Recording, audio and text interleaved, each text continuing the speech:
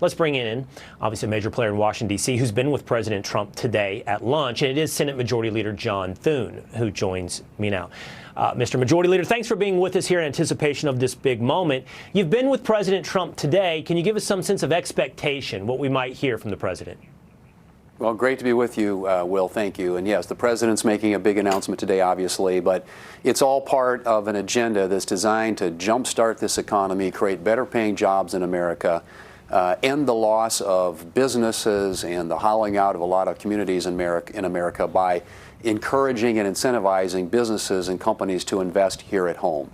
And so the trade announcement coming later will be focused on reciprocity, and that is getting other countries to treat us as fairly when it comes to trade as we treat them. And so I think that's the overall objective in all this, but coupled with the things we talked about today at the White House, which is a budget resolution that will create an opportunity for us to extend the Trump tax cuts, make sure there isn't a $4.5 trillion tax increase at the end of the year on the American people. The regulatory work that they're doing to make it easier to do business and less expensive to do business in this country, dealing with securing the border, also obviously with the important work of energy development in this country, which lowers the cost of energy for consumers. So that's the agenda. Those are the things that we talked about, and then also the importance of deficit reduction and getting spending under control and making government smaller and more efficient. That's a big part of the conversation we had today. Depending on the amount of time that you and I have together before we go to the president, I want to dig into each and every one of those things you laid out: tax cuts, budget deficits, and the budget resolution. But a quick follow-up on the tariffs.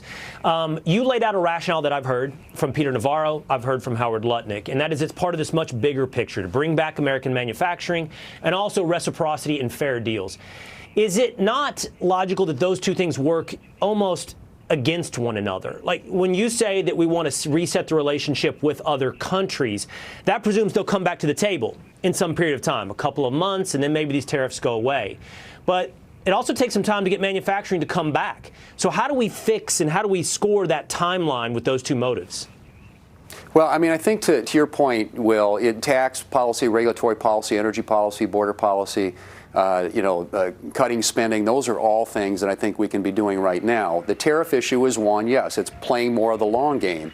And I guess my hope is that those things all combined will give us an opportunity to get this economy unleashed and increase investment in America and those better paying jobs. Mr. Majority Leader, I hate to cut you off. I know you got the president coming on, so yeah. He just walked